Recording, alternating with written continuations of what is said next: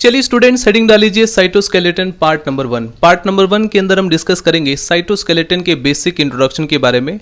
पहली बात तो मैं मेंशन कर देता हूं कि साइटोस्केलेटन ये एक सेल बायोलॉजी से रिलेटेड टॉपिक है और सेल बायोलॉजी के अंदर और भी इंपॉर्टेंट डोमेन्स है, जैसे प्लाज्मा मेम्ब्रेन है, प्रोटीन ट्रैफिकिंग है, सेल डिवीजन या सेल साइकिल है।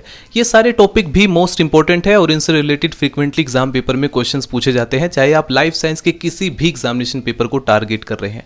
जितने भी स्टूडेंट्स पीजीटी एग्जाम की प्रिपरेशन कर रहे हैं, कॉपी पेन लेकर के बैठ जाएं, क्योंकि जितने भी इंपॉर्टेंट स्टेटमेंट मैं मेंशन करूंगा इस टॉपिक से रिलेटेड आपको नोट डाउन करना है, क्योंकि टर्म्स की क्लियरिटी बहुत ज़्यादा इंपॉर्टेंट है अगर आप स्टेटमेंट से रिलेटेड क्वेश्चंस को सॉल्व करना चाहते हैं। हेडिंग डाल लीजिए साइटोस्केलेटन। पहली बात तो क्वेश्चन ये आता है कि साइटोस्केलेटन क्या है। अगर बेसिकली आपसे कोई कहे कि साइटोस्केलेटन को डिफाइन कीजिए, तो साइटोस्केलेटन बेसिकली एक प्रोटीन के नेटवर्क को रिप्रेजेंट कर रहा है और ये प्रोटीन का नेटवर्क साइटोसोल में प्रेजेंट होता है। लेट मी रिपीट अगेन, क्या है cytoskeleton? Cytoskeleton is an intracellular network of protein filament in the cytoplasm. उसकी लोकेशन क्या है? साइटोप्लाज्म। या और भी डीपली अगर आप लोकेशन बताना चाहते हैं तो साइटोसोल आप मेंशन कर सकते हैं। There are 3 types of cytoskeletal fibres. देखो 3 टाइप्स हैं। एक माइक्रोफिलामेंट है जिसे आप एक्टिन फिलामेंट भी मेंशन करते हैं, इंटरमीडिएट फिलामेंट्स है और माइक्रोट्यूब्यूल है। ये एक तरीके से स्ट्रक्चरल कंपोनेंट है। अभी मैं थोड़ा सा चीज़ों को ब्रॉड सेंस में कवर करने की कोशिश करूंगा, ताकि अगर आपको स्टेटमेंट से रिलेटेड क्वेश्चंस पूछा जाता है तो ब्रॉड सेंस में अगर आप चीज़ें कवर करके रखेंगे तो आपको प्रॉब्लम नहीं होगी। जैसे कि एग्जाम्पल के साथ मैं आपको समझाता हूँ। कई सारे स्टूडेंट्स के माइंड में मिसकंसेप्शन रहता है, उन्हें भी दूर कर देते हैं। अब जैसे कि मैंने कहा, ये जो साइटोस्केलेटन होता है ये सेल के अंदर पाए जाने वाला एक प्रोटीन का बना हुआ एक जाल है, एक नेटवर्क है, एक फिलामेंट है, राइट। अब देखिए सेल को, जैसा कि हम ऑलरेडी पढ़ चुके हैं, इसे 2 ब्रॉड कैटेगरी में डिवाइड किया गया है, एक प्रोकैरियोटिक सेल और एक यूकैरियोटिक सेल। तो क्वेश्चन ये आता है कि क्या ये दोनों में ही प्रेजेंट है या किसी में एब्सेंट रहता है। तो जो मिसकंसेप्शन रहता है कई सारे स्टूडेंट के माइंड में कि ये जो साइटोस्केलेटन होता है ये सिर्फ और सिर्फ यूकैरियोटिक सेल के अंदर ही प्रेजेंट होता है, इस मिसकंसेप्शन को आप दूर कीजिए। क्योंकि स्टूडेंट्स, ये जो साइटोस्केलेटन होता है ये प्रोकैरियोटिक सेल के अंदर भी प्रेजेंट रहता है, यूकैरियोटिक सेल के अंदर भी प्रेजेंट होता है। लेकिन ध्यान रहे, प्रोकैरियोटिक सेल में ऐसा हो सकता है कि जैसा कि मैंने यहाँ पर मेंशन किया है कि साइटोस्केलेटन एक प्रोटीन के नेटवर्क को रिप्रेजेंट कर रहा है। तो ये जो प्रोटीन का नेचर है, हो सकता है इस प्रोटीन के नेचर में डिफरेंसेस हमें देखने को मिले प्रोकैरियोटिक सेल और यूकैरियोटिक सेल में। लेकिन ये कहना, ये इस पर्टिकुलर स्टेटमेंट को मेंशन करना कि साइटोस्केलेटन सिर्फ यूकैरियोटिक सेल में प्रेजेंट रहता है, ये गलत हो जाएगा। क्योंकि साइटोस्केलेटन दोनों ही सेल में प्रेजेंट रहता है, प्रोकैरियोटिक में भी और यूकैरियोटिक में भी। हाँ, ये डिफरेंसेस हो सकते हैं कि जो प्रोटीन का नेचर है साइटोस्केलेटन के वो डिफरेंट हो, राइट। अब इस वीडियो के अंदर या अपकमिंग वीडियोस के अंदर जो भी मैं इंफॉर्मेशन कोट करने वाला हूं वो सारा का सारा होगा यूकैरियोटिक साइटोस्केलेटन के रेस्पेक्ट में, ठीक है।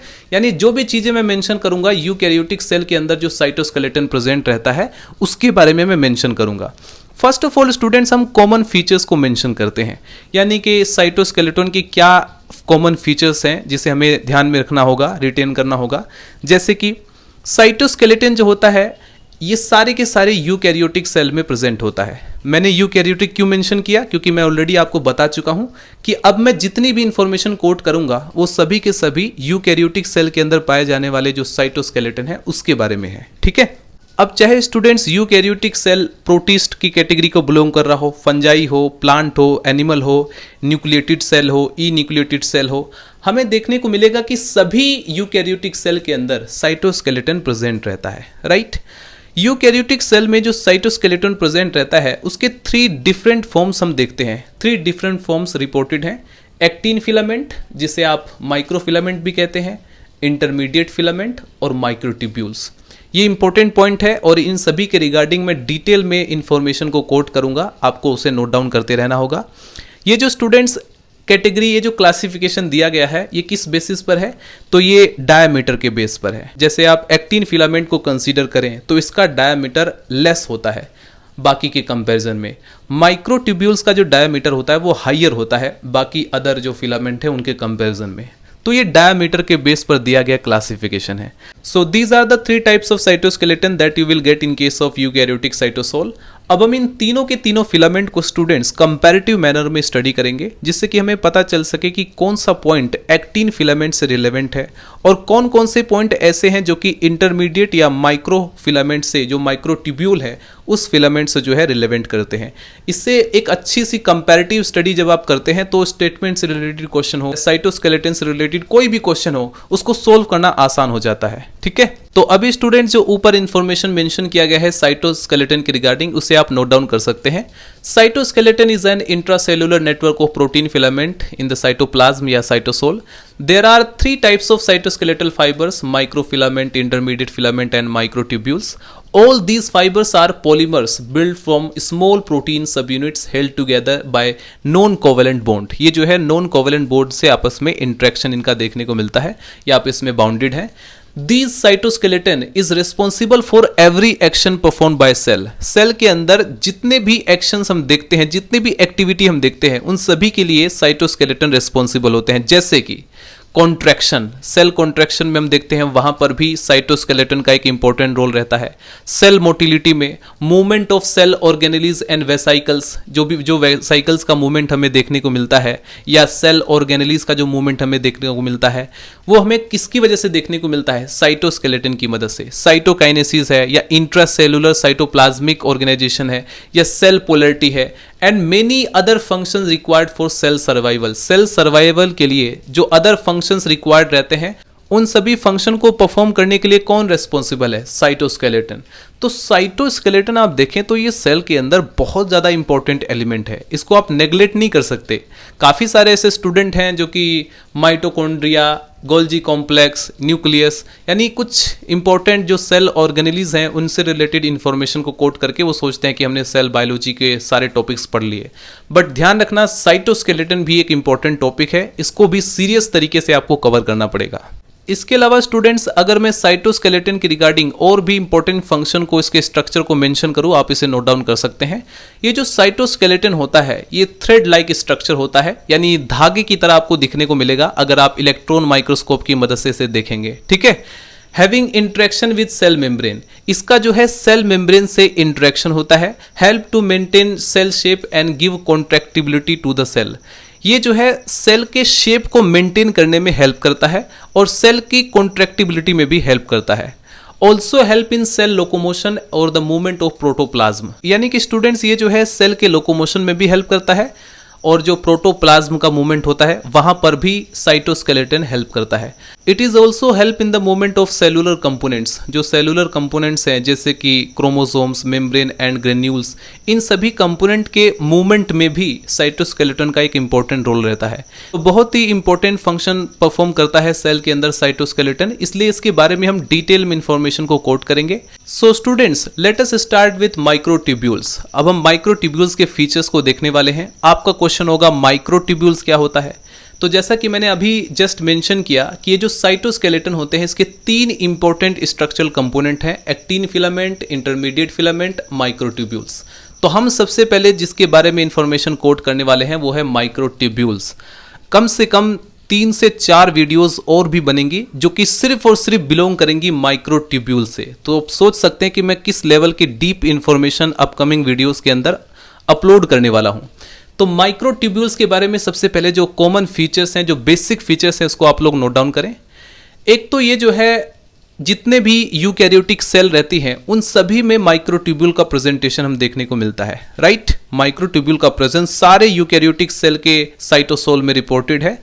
एक्टिन फिलामेंट भी सारे यूकैरियोटिक सेल के अंदर प्रेजेंट रहता है, बट इंटरमीडिएट जो फिलामेंट होता है वो किसी सेल के अंदर प्रेजेंट होगा, किसी सेल के अंदर नहीं प्रेजेंट होगा। ठीक है, तो अगर आपसे कोई ये पूछे कि भाई साइटोस्केलेटन क्या सभी यूकैरियोटिक सेल में प्रेजेंट होता है, तो आप कहेंगे यस। लेकिन यदि स्टूडेंट्स आपसे कोई स्पेशली एक स्पेसिफिक इंफॉर्मेशन में पूछे कि जो माइक्रोट्यूब्यूल्स होता है क्या ये सभी यूकैरियोटिक सेल में प्रेजेंट है, तो आप कहेंगे यस। क्या एक्टिन फिलामेंट सभी यूकैरियोटिक सेल के साइटोसोल में प्रेजेंट होता है, आप कहेंगे यस। लेकिन यदि हम बात करेंगे इंटरमीडिएट फिलामेंट की, तो ये किसी यूकैरियोटिक सेल में प्रेजेंट हो सकता है और किसी में नहीं हो सकता है, राइट स्टूडेंट्स। तो यहां पर हमारा फर्स्ट स्टेटमेंट क्लियर होता है कि माइक्रोट्यूब्यूल जो होता है ये सभी यूकैरियोटिक सेल के अंदर प्रेजेंट होता है। नंबर सेकंड, अब देखो मैं ऑलरेडी मेंशन कर चुका हूं कि ये जो साइटोस्केलेटन होता है ये प्रोकैरियोटिक सेल के अंदर भी प्रेजेंट होता है। तो यदि स्टूडेंट्स हम कंसीडर करें किसी प्रोकैरियोटिक ऑर्गेनिज्म को तो वहां पर भी आपको साइटोस्केलेटन का प्रेजेंटेशन देखने को मिलेगा। और माइक्रोट्यूब्यूल का जो बैक्टीरियल होमोलोग है वो है FTSZ प्रोटीन। ये जो FTSZ प्रोटीन होता है इसके पॉलीमराइजेशन से जो बैक्टीरिया के अंदर साइटोस्केलेटन का डेवलपमेंट होता है या साइटोस्केलेटन जो है वो जो विकसित होता है, डेवलप होता है, वो माइक्रोट्यूब्यूल का होमोलोग होता है। इसीलिए मैं ऑलरेडी मेंशन कर चुका हूं कि भाई देखो यूकैरियोटिक सेल के अंदर भी साइटोस्केलेटन प्रेजेंट है, प्रोकैरियोटिक सेल के अंदर भी साइटोस्केलेटन प्रेजेंट है। हालांकि मैंने ऑलरेडी बताया था कि ये प्रोटीन का नेटवर्क है तो प्रोटीन के नेचर में डिफरेंसेस हमें देखने को मिल सकते हैं, लेकिन आप ये नहीं मेंशन कर सकते हैं कि प्रोकैरियोटिक सेल के अंदर साइटोस्केलेटन प्रेजेंट नहीं है। ठीक है, इसके बाद यदि स्टूडेंट्स आप किसी माइक्रोट्यूब्यूल के स्ट्रक्चर को कंसीडर करें तो माइक्रोट्यूब्यूल लॉन्ग भी होता है, होलो स्ट्रक्चर भी होती है, सिलिंड्रिकल स्ट्रक्चर को भी रिप्रेजेंट करता है और ये एक पोलराइज्ड स्ट्रक्चर होता है। यानी कि हम यहाँ पर डिस्टिंक्ट एंड रिप्रेजेंट करते हैं, एक को हम प्लस एंड से रिप्रेजेंट करेंगे, एक को हम माइनस एंड से रिप्रेजेंट करेंगे, यानी ये एक पोलराइज्ड स्ट्रक्चर होती है। और माइक्रोट्यूब्यूल स्टूडेंट्स एक पॉलीमराइज्ड स्ट्रक्चर होता है क्योंकि ये अल्फा बीटा ट्यूबुलिन हेटेरोडाइमर के पॉलीमराइजेशन से ये स्ट्रक्चर बना है, तो आप इसे पॉलीमराइज्ड स्ट्रक्चर भी कह सकते हैं। और ये एक डायनेमिक स्ट्रक्चर है। आप कहेंगे कि माइक्रोट्यूब्यूल एक डायनेमिक स्ट्रक्चर है, इसका क्या मतलब होता है? देखो, डायनेमिक का मतलब होता है यदि आप किसी माइक्रोट्यूब्यूल को कंसीडर करें तो इसमें पॉलीमराइजेशन की भी प्रोसेस होता है और डीपॉलीमराइजेशन का भी प्रोसेस होता है। यानी कि वो कांस्टेंट नहीं होता है, वो रिजिड स्ट्रक्चर नहीं है। वहां पर हम देखते हैं कि टाइम के साथ साथ चेंजेस इंट्रोड्यूस हो रहा है, कभी वो जो है डीपॉलीमराइज हो रहा है, कभी वो पॉलीमराइज हो रहा है। इट मीन्स ये एक डायनेमिक स्ट्रक्चर है। एक और इंपॉर्टेंट फीचर्स आप नोट डाउन कर सकते हैं माइक्रोट्यूब्यूल के रेस्पेक्ट में। माइक्रोट्यूब्यूल एक अनब्रांच स्ट्रक्चर होती है। यदि मान लीजिए कि कहीं पर किसी स्टेटमेंट के बेस पर पूछा गया कि माइक्रोट्यूब्यूल एक ब्रांच स्ट्रक्चर है या अनब्रांच स्ट्रक्चर है, तो वहां पर ध्यान रखना कि माइक्रोट्यूब्यूल एक अनब्रांच स्ट्रक्चर होती है। अगर मैं इसके डायमीटर की बात करूं तो इसका जो डायमीटर होता है अप्रोक्सीमेटली 25 नैनोमीटर का होता है। ठीक है, ये मैं इसके एक्सटर्नल डायमीटर की बात कर रहा हूं। आगे आने वाली वीडियोस के अंदर हम ये भी डिस्कस करेंगे एक्सटर्नल डायमीटर या इंटरनल डायमीटर, आउटर या इनर जो डायमीटर होता है उसके बारे में हम डिटेल में डिस्कस करेंगे। माइक्रोट्यूब्यूल का फॉर्मेशन जिस प्रोटीन से होता है, यानी जो माइक्रोट्यूब्यूल है ये जिस प्रोटीन से मिलकर बना होता है उसे हम ट्यूबुलिन प्रोटीन कहते हैं। जबकि हम बैक्टीरियल होमोलोग में देखते हैं FTSZ प्रोटीन वहां पर एक इंपॉर्टेंट रोल प्ले करता है। ठीक है, तो अगर क्वेश्चन यहां पर यह आता है कि अगर यूकैरियोटिक सेल के केस में ये जो माइक्रोट्यूब्यूल है ये ट्यूबुलिन प्रोटीन से मिलकर बना है, तो ट्यूबुलिन प्रोटीन के इंपॉर्टेंट फीचर्स क्या होते हैं, सबसे पहले तो हम उसी के बारे में डिस्कस कर लेते हैं। तो ध्यान रखना स्टूडेंट्स, ये जो ट्यूबुलिन प्रोटीन होता है ये ग्लोबुलर प्रोटीन होता है। अब आपका क्वेश्चन होगा कि ग्लोबुलर प्रोटीन क्या होता है। तो देखो, यदि कोई प्रोटीन वाटर के अंदर सोल्युबिलिटी को शो करता है, यानी कि आप जो है वाटर को एज ए सॉल्वेंट के रूप में यूज़ कर रहे हैं और ये सोल्युबिलिटी शो कर रहा है 25 डिग्री सेंटीग्रेड पर, तो आप उसे ग्लोबुलर प्रोटीन के कैटेगरी में प्लेस कर सकते हैं। ठीक है, अगर उसका शेप स्फेरिकल है तो आप उसे ग्लोबुलर प्रोटीन के रूप में कंसीडर कर सकते हैं। इसके बाद ये जो ट्यूबुलिन प्रोटीन होता है ये कंजर्व्ड प्रोटीन है। अगर मैं मेंशन कर रहा हूं कि ट्यूबुलिन प्रोटीन एक कंजर्व प्रोटीन है तो इस स्टेटमेंट का मतलब क्या है? यदि आप लोअर यूकैरियोट्स को देखो या हायर यूकैरियोट्स का आपस में कंपैरिजन करो तो आप देखेंगे ट्यूबुलिन प्रोटीन दोनों में प्रेजेंट है और उन दोनों के बीच जो डिफरेंसेस हैं वो बहुत ही कम देखने को मिल रहा है। यानी ये बहुत ही ज़्यादा कंजर्व्ड प्रोटीन है। लोअर से लेकर के आप हायर यूकैरियोट को कंसीडर करें तो ट्यूबुलिन प्रोटीन का जो नेचर होता है वो बहुत ही कम डिफरेंसेस वहाँ पर हमें देखने को मिल रहे हैं। जैसे ईस्ट के केस में आप ट्यूबुलिन प्रोटीन को स्टडी करो और ह्यूमन के केस में आप ट्यूबुलिन प्रोटीन की कंसीडर करो तो वहाँ पर डिफरेंसेस जो है बहुत ही माइनर हमें देखने को मिलेंगे। अब जरा सोचो, कहाँ ईस्ट सेल और कहाँ ह्यूमन सेल, दोनों में ट्यूबुलिन प्रोटीन प्रेजेंट है लेकिन वहाँ पर जो डिफरेंसेस है बहुत ही माइनर हमें देखने को मिल रहे हैं। इट मीन्स कि ट्यूबुलिन प्रोटीन एक कंजर्व प्रोटीन की कैटेगरी को बिलोंग करता है। माइक्रोट्यूब्यूल के फॉर्मेशन में 2 डिफरेंट टाइप के ट्यूबुलिन प्रोटीन पार्टिसिपेट करते हैं। अब इसका मतलब ये नहीं है कि इस सेल के अंदर 2 ही तरह के ट्यूबुलिन प्रोटीन प्रेजेंट है। मैं कहना ये चाहता हूँ, मेरा मतलब ये है कि अगर माइक्रोट्यूब्यूल का फॉर्मेशन के लिए ट्यूबुलिन की रिक्वायरमेंट होगी तो 2 ही तरह के ट्यूबुलिन माइक्रोट्यूब्यूल के फॉर्मेशन में पार्टिसिपेट करेंगे। एक होगा अल्फा ट्यूबुलिन, दूसरा होगा बीटा ट्यूबुलिन, राइट।